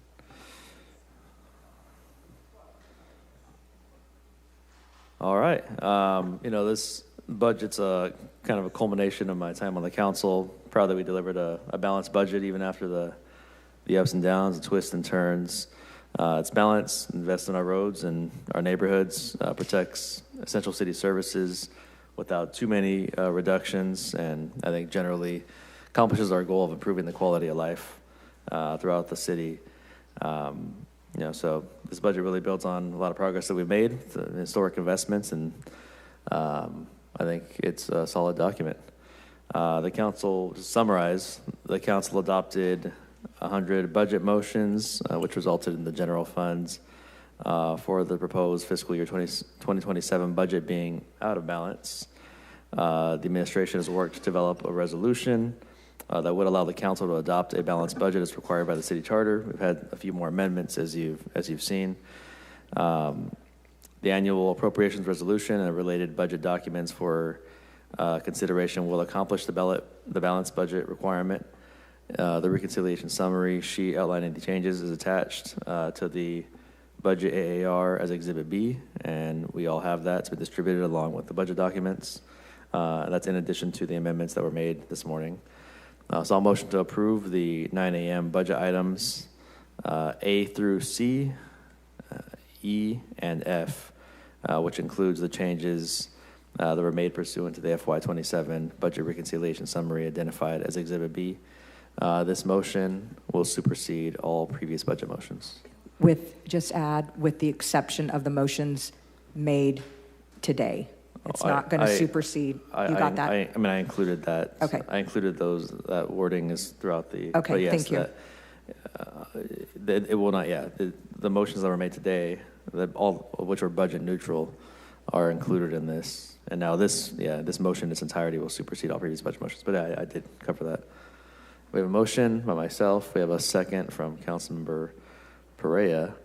Is there any opposition to approving the motion? All right, great. We have a budget. Congratulations. Council President. Wait, hold on. We're not quite done. I'd like to make the last motion today, which will be the motion to approve item D, which is for the GAN limit. I know you're a conscientious objector to that, so I will make the motion today. Would need a second, though. All right, we have a motion to approve item D, the gun limit. Motion to second. Is there any opposition? Opposed? All right, that passes 5-2. Now we got a budget. Now we have a full budget in its entirety. You let me make a couple of comments just towards you guys. I want to say thank you to this council, all of you. I know the budget process can get very contentious through the course of the year. And that's as a result of you guys being very, very passionate about causes in your districts. And I appreciate that, and I try to be equally passionate about the overall city. My job as the mayor is to try to, obviously, to balance a budget. I'm a fiscal conservative, so I want to make sure we continue to have a good, strong reserve, but to be able to meet the needs of each of you. And hopefully this year we've been able to accomplish that. We have not been able to meet all of the needs, although we strive to do that every year, but 2/3 of the motions that were made were honored in this year's budget. And we were able to do so with only spending an additional $5 million in general fund, of course, some additional special revenue. But I can't imagine what this city would look like if we didn't have Measure P, if we didn't have SB 1 dollars, if we didn't have Measure C. And I look forward to the future of continuing to have a transportation dollars that will serve to support our budget. And I can't imagine what we would have been able to do this year, not been able to do this year, if not for the Pave More Now, Pay Less Later program that you all unanimously supported. So that $100 million in paving and sidewalk repair is going a long way in our city, and I think has offset some of the needs that we have. And for those of you, I know Councilmember Vang made a lot of requests in the budget for some of the infrastructure, road projects, et cetera. Those do not fall on deaf ears. I believe in the future that we will be able to prioritize those with a new transportation measure. I think you do know that, we're going to be able to triple the dollar amount that we receive as a city should this Better Roads, Safe Streets measure pass. And that will be a game changer for 30 years in the city of Fresno. So just wanted to close with those comments, say thank you guys for your understanding. As you know, the budget is not personal with any of us, but it can be. It can become very contentious. and I appreciate your passion, your dedication to your districts, and what you fight for. I wish folks could be able to see that day in and day out, but I get to see it. And so I appreciate it. Again, to my staff, city manager, and all of her team, I'm very, very blessed to have the best team anywhere, especially our budget office. We are second to none, and I'm grateful for the work that they put in, their dedication, and the long hours that they have put in to make this get this budget where it is. And again, we started back really before January on this thing. And so, again, thankful, blessed to be the mayor of Fresno. God bless you guys. Thank you for a 7-0 again. Council President, I would be remiss if I did not thank the city clerk and city attorney's office, who obviously spend a lot of time on this as well, making sure that everything we're doing is legally sound, and the clerk for all of the work that they have to do with the agendas. So I just looked over and realized, oh my gosh, I forgot them. So thank you, guys. Yeah, that should be part of our job as well, to thank them. So thank you. Council President, can I just make one request that's not budget related, but reminds me of, can we have our city manager establish a task force of IT experts to figure out how to get our former city clerk's email address from being sent to us on a daily basis? I know that's been a hot topic for a few months now, but we've had a new city clerk for a while, and I keep on getting emails from Todd. So, can you work on that? Okay, first that I've heard about it, we will figure it out and see what's going on. All right, well, we're going to keep the meeting open here as we have in the past. And I think we'll conduct that way everyone can be part of the press conference. Of course, the press conference requires some press. Mayor? All right, are we doing, we all going to come down and do a little bit of press deal? Okay. All right, sounds good. So meeting is still open, and everyone on the dais is invited to join us down here in front.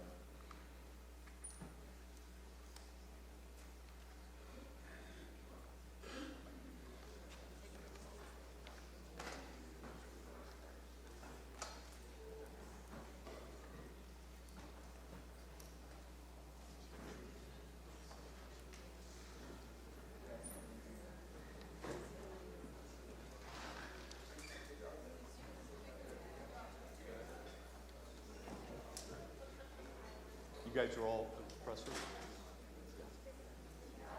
Yeah, right now, right here. Just like the last.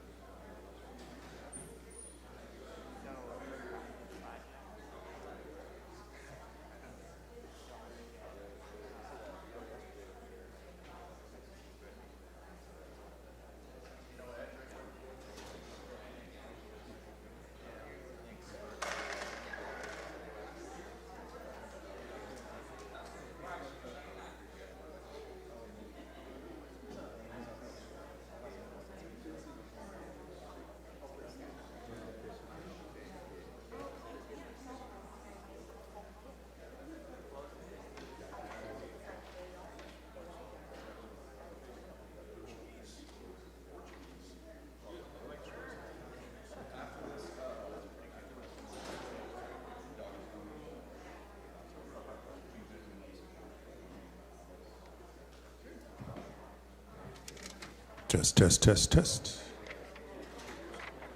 White balance.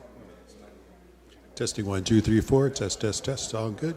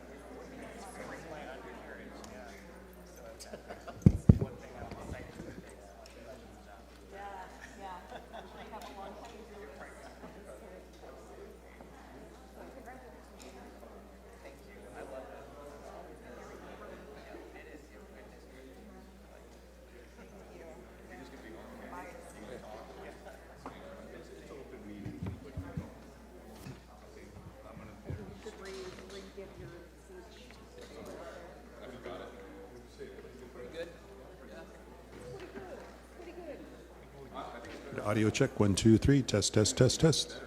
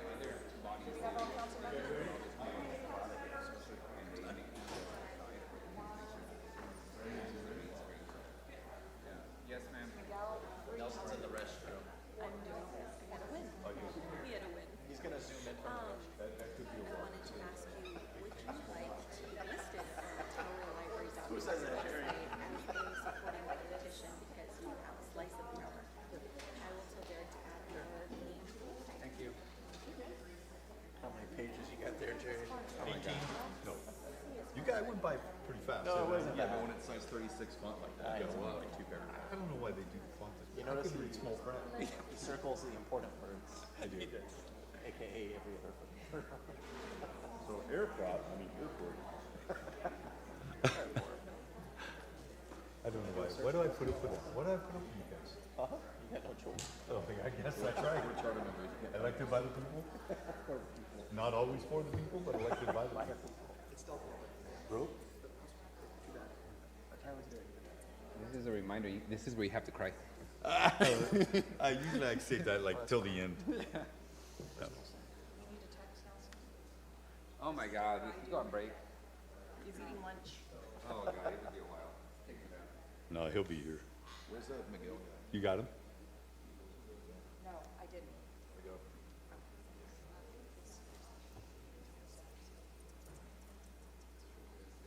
I'm doing a presentation with Gabby at 12:30. Oh, is that the chamber one? Yeah, Women's Chamber of Commerce. What is it for? It's a Women's Chamber of Commerce. Oh, cool. Yeah, slow. Especially slow today. Careers and we got to read it today. Oh. Lead in male-dominated industries. Is she working again? Or no? She's got a company called Mark Thomas Engineering.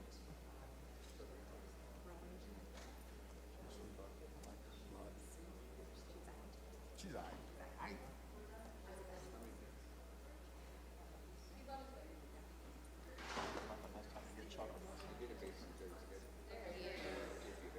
Ready? Looking 5 pounds lighter too.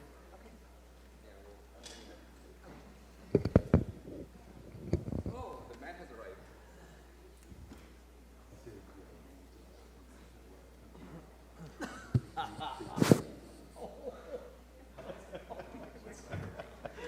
Hey, Jerry, after 2 minutes, my coochie face. Never heard that before. Let's do it. You want that face? Let's do it. Huh? Yeah, 2.5 something. Yeah.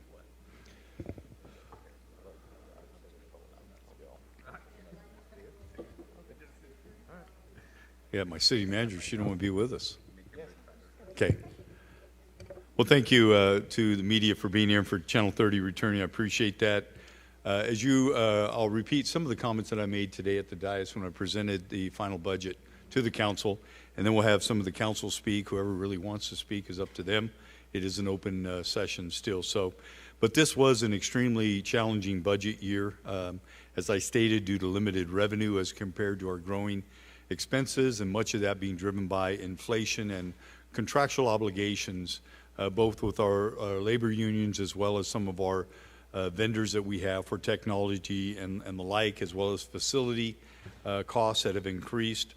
And so that made it very difficult. But what made it even more difficult, I think, was this is the first year over the last several years that we did not have outside federal funding from the American Rescue Fund. So it was very challenging, to say the least. But I'm proud to say that we were able to present a balanced budget this year to not lay off a single person or to reduce any employee benefits or pay. And I believe we were able to also retain the essential services that the community of Fresno have come to expect. As you heard, part of the budget hearings, council approved 99 budget motions during those hearings, which totaled about $50 million, meaning we were out of balance by about $50 million. Very much expected, as has been the case in past years, although to a much higher degree. After meeting with the council members and learning their priorities, we looked for creative ways to be able to meet as many of those budget motions as we could. And fortunately, we were able to. 2/3 of the budget motions were funded with either special revenue or in the general fund, or were budget neutral, or we utilized a significant amount of the district operating budgets in order to do that. Unfortunately, 1/3 of the motions we were not able to meet this year, but those motions that were made that deal with infrastructure, road repair, sidewalk repair, median islands, signal lights, hopefully we'll be able to meet those needs in the near future when a new transportation measure passes in better roads, safe streets. And so 1/3 of those motions did not advance this year. I do want to highlight again $2 million in grants to First Five to support Council Vice President Maxwell's initiative on early learning and child care. $1.8 million this year, so we upped it $300,000 from last year for the eviction protection program.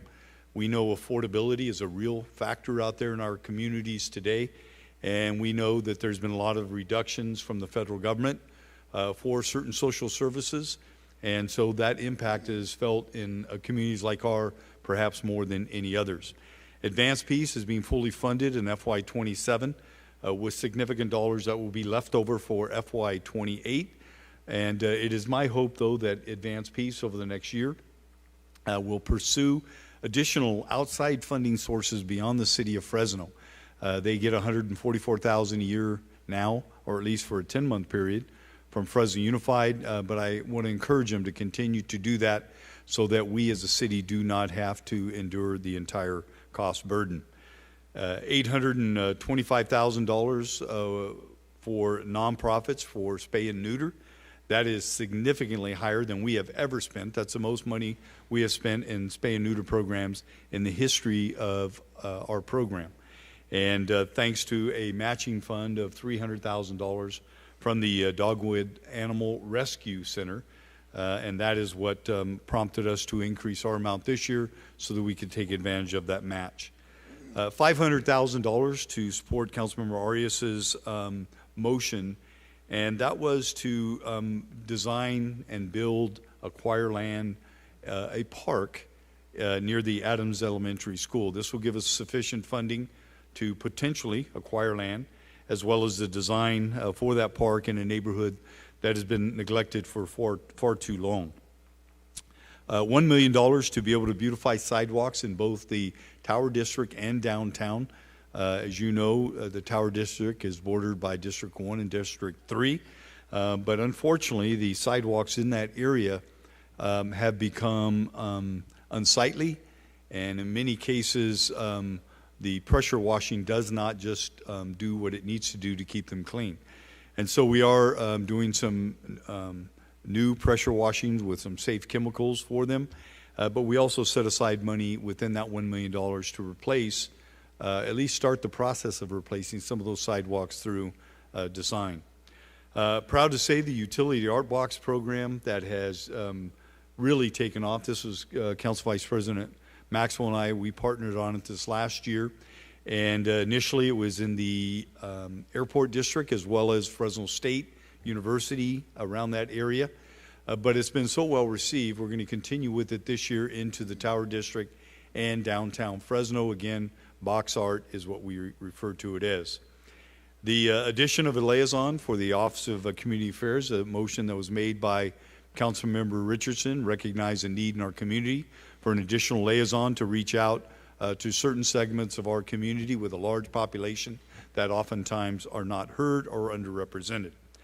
And all of these motions were in addition to what was already in the mayor's proposed budget this year, and that is $75 million for street and sidewalk construction, 2 firefighter drill schools. That was about a $3 million cost, and will allow us to train and hire additional 40 firefighters.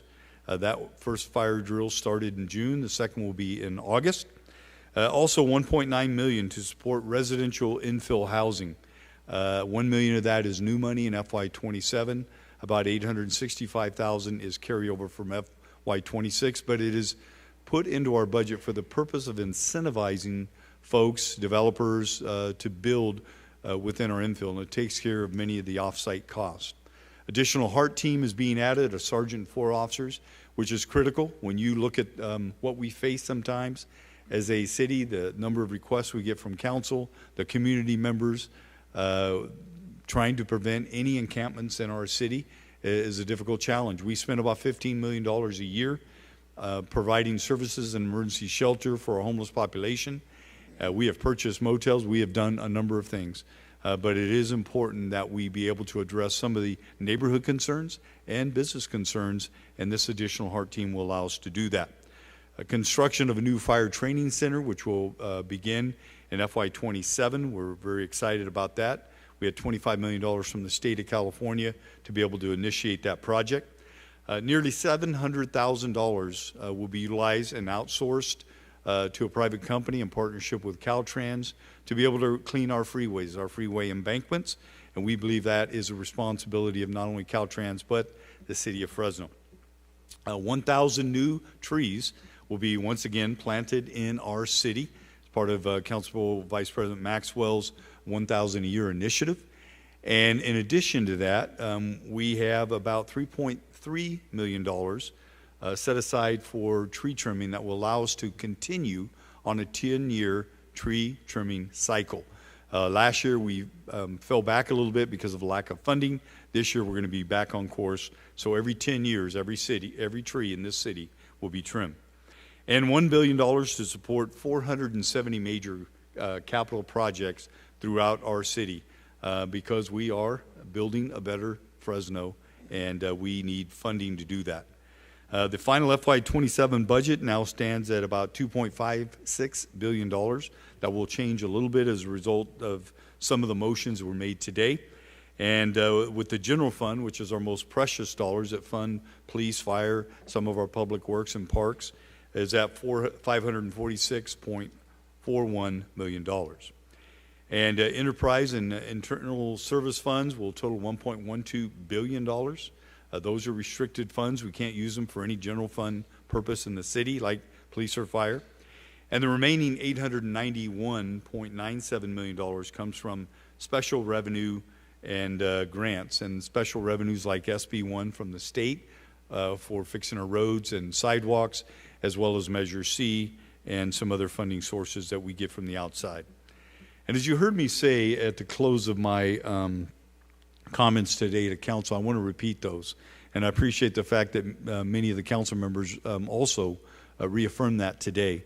And that it has become painfully obvious to us, and we became painfully aware during the budget hearings, based on the number of community members from nonprofit organizations that came up that are in desperate need of funding.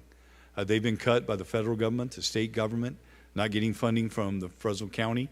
And so they come to us, and we try to meet as many of the needs as we possibly can. But the simple fact is we can't do it all. We want to do our part, but we can't do it all. So we're going to be continuing to call upon our county partners across the streets over there to step up and help us to fund many of these nonprofits that provide, again, a valuable service to members of our community. And I'll say this, that the city is already funding about $15 million a year on emergency shelter and services in our community for the homeless population. And we also fund eviction protection program to keep people from becoming homeless in the first place. And now that's at $1.8 million. And this budget will go even further, providing precious general fund dollars to fund efforts like county libraries, mental health services, eviction protection, again, support services to address teen pregnancy, and much more. So we are doing our part as a city, even though we're not a social service agency, to impact the way that people live their life and to address the affordability crisis in our community. So again, I know the county's facing a very difficult fiscal time, as well, but we do need them to prioritize and step up and to be able to fund our nonprofits as well as our philanthropic organizations. We call upon them to step up as well. So we could not meet all of the needs within this budget, but we did our best to meet as many of the needs as possible, and I hope members of this community will understand and appreciate the fact that we have limited funding and we're trying to stretch those dollars as far as we can. I want to say thank you to this council and to my team for working so diligently and cooperatively to be able to make this budget balanced, and we did today on another 7-0 vote. So with that, thank you, and I will turn it over to Council President Nelson Esparza. Thank you, Mayor. This is Fresno's largest budget ever at $2.5 billion. And, you know, brings me a lot of joy that we have come together on this particular budget. Take a literal picture, because not every day you see the council members and charter officials and the mayor all come together and actually agree. And it's never easy to get there. I mean, you watch the process here publicly and sort of the ups and downs and some of the disagreements. But ultimately, we've arrived at a really good point, at a budget that, as the mayor went point by point, you know, genuinely reflects the values of the city and the people that live here.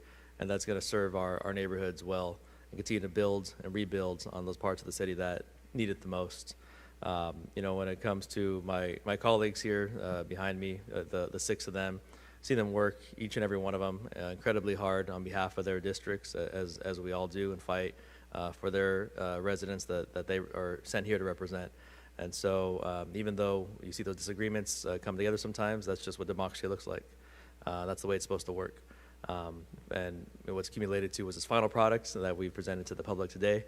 And just, again, very glad to be part of the process for my last budget. It's my 8th and final one here at City Hall. Each one was a ride, and I just want to thank the mayor, the administration, really all the staff who put a lot of hard work into this. You see us on the dais putting in the hours, but really the staff is there doing just as much, if not more. So I want to thank everyone, and at this point, I will open it up to any of my colleagues, and we're still in the meeting. I will open it up to anybody else who wants to make a comment. Anybody?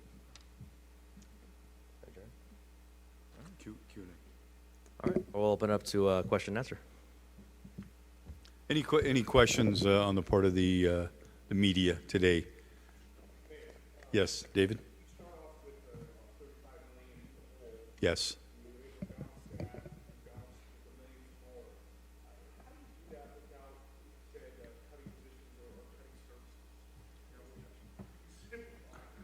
Sure. Well, a little bit of magic and a lot of prayer is how we balance our budget in Fresno. And I will say that it's not easy to do that. And fortunately, I have a really good team of creative folks. And I think our council is very, very creative too. You see them fund certain things out of their budget. And but I will say that in order to be able to do that, that creativity involves, like, for example, when we get outside funding that we receive from the state of California or another entity, federal government, and we receive those funds up front, we generate interest revenue on those accounts until a particular time. The same holds true with our reserve. We're generating interest. And so we have the option sometimes of taking that interest, utilizing it to balance our budget. And we did this year to the tune of about $1.6 million for our general fund. And then we, fortunately, at least at this point in time, in terms of card room revenue, we had pulled back $440,000 of anticipated revenue because of a court or a law that we thought was going to get in place, a ruling. And so we put those back into the budget. We also received some funding from an unanticipated settlement that, quite frankly, one of them happened over 30 years ago regarding code enforcement. So there was about $330,000 that we received as a part of that settlement. We had proceeds that came in just in the nick of time on 2 buildings. One of them was a bricks building, one of them was Blosser's.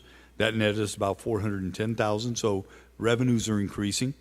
And then we anticipated that our enhanced infrastructure financing district would take an additional $500,000 out of our property tax, but it didn't. And so those, over a 2-year period, $500,000 is being placed back into our overall property tax fund, which can be spent citywide. And then we, as the year goes on, as we get closer to the end of the year, we can get a more realistic view of what our carryover is going to be, unspent money. And so we adjusted upward for additional revenue, which we didn't anticipate. And then certainly we had to cut a lot of things. You heard the council members today. We had to cut 1/3 of the motions, but of the motions that we were able to fund, 2/3 of them, many of those were budget neutral, but some of them, when they were partially funded. Maybe there was an ask of $200,000, maybe we funded it at 60 or 80, but we tried to do our part. And as I've encouraged many of our nonprofits that we supported this year, this is our contribution. Now go get money from other entities as well, state, federal, and the county. So that's how we did it. We cut expenses.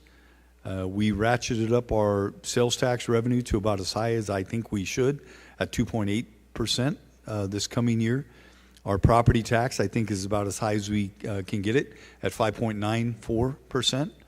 And same with our business tax and our room tax. All of those, I believe, we're realistic, but we're right at the top of where we need to be. So increasing revenues, cutting expenditures, getting very, very creative, and having to defer some of the major projects. And again, I will say this, the Pay More Now, Pay Less Later program has really helped us this year and last year, and will help us in years to come.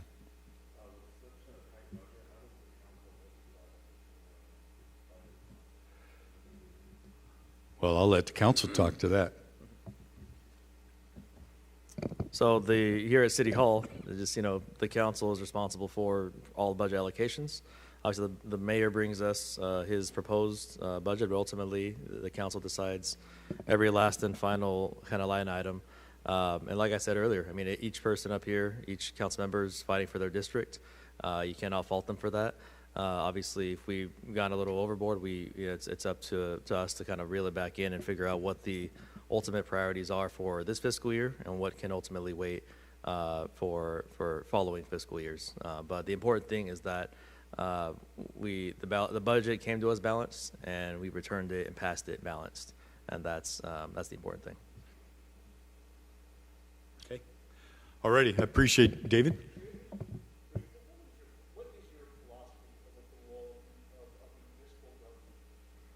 Well, a municipal government has some core responsibilities, and that is essential services. First and foremost, every city government is entrusted with keeping the community safe. That's the foundation. That's through police services, fire services, code enforcement. There's a number of things that keep our community safe, but it also includes some of our nonprofit organizations like Advance Peace that intervene on the front end.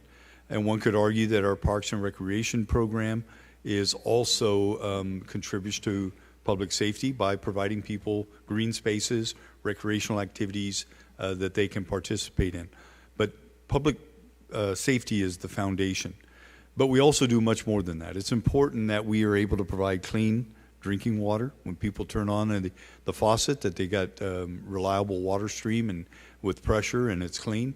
When they flush their toilets, the water goes in the right direction. That's a city responsibility. We provide transit services, and we couldn't do it without outside funding sources from the federal, state government, as well as Measure C.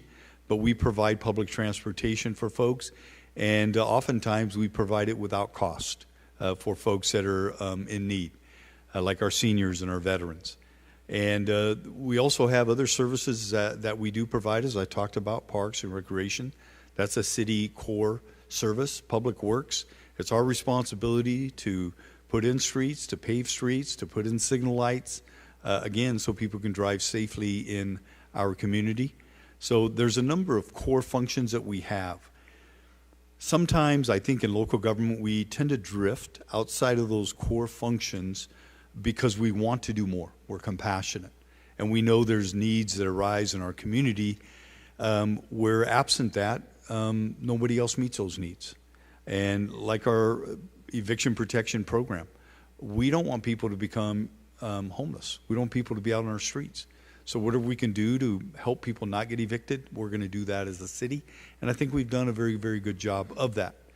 And in terms of our beautification efforts in our city, that's a core function. People want to take pride in their neighborhood and their community. And for us to do that, we have to have systems in place that beautify our city. Pressure washing, picking up trash, removing graffiti, all of those things are critical. So those are our core functions. And then on occasion, we drift out a little bit and start taking over some of the county responsibility. We've seen that ever since the pandemic, even more and more when we started getting state funding to address our unhoused population, buying emergency shelters. Remember, 6 years ago, we didn't have a single emergency shelter bed in the city that the city of Fresno oversaw. We jumped up to 840. Today, we're at about 708. And we spend $15 million a year on services. Fortunately, we get that funding from the state. But when the state funding runs out, we're going to be relying more heavily on the county and nonprofits. Yep, absolutely. Mayor, to David's question, the city charter clearly outlines our core responsibilities, as the mayor indicated, around essential city services. Over the time, as the mayor said, we've taken up other responsibilities. The unhoused in our community has been a big portion of that. But I do want to give the public some context for those who have been suggesting that we're not doing enough. In the last few years, we have spent hundreds of millions of dollars housing and providing services for the unhoused. This year's budget includes $15 million for the unhoused community. It is far more money than we have ever spent on youth programming or on senior citizens. And if and when that state money runs out, if we don't make some progress, and if those who are receiving services don't make some progress towards exiting homeless conditions and getting to permanent housing, this city will have a very difficult decision. Do we invest in the youth to keep them out of trouble with youth programming? Do we provide meals to our seniors? Or do we continue to take over the responsibility of essential county services? The county charter is very clear. They're a social service provider. And over time, we have stepped in because of their failure to step up. And I do see a future where we're going to have to take a step back and focus on our youth, our seniors, our streets, our police and fire services, and parks, and allow the county to step forward again and provide those social services for the city. And I'll just add one last thing on this. When I became the mayor the year before, we were involved in fewer than 90 affordable housing units being developed in our city. We recognize the need as a body, the council and the mayor, as did mayors across this country who, quite frankly, didn't feel responsible for housing. I was usually housing authorities. But if we weren't going to get engaged, then we were going to see more and more people become homeless because of lack of shelter. And so I'm proud to say over the next 4 years, my second term, we're on target to do 2,500 affordable housing units in our city. And so we did not have, when I came in, Councilmember Arias, we're talking at the beginning, we didn't have a housing division in the city. Now we have 16 people that help accelerate housing. And, we're doing it downtown. We're doing it throughout Fresno. So that's important. But again, we cannot ever be in this alone. We need partners. All righty. Thank you, everyone.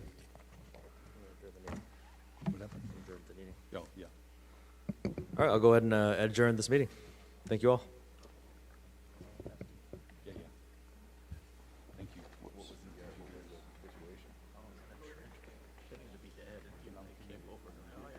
Shoot me down. Covered me in my own. All right, I respect it here. Even if it was just in my dream. Subconsciously, you saved me, yeah. But it's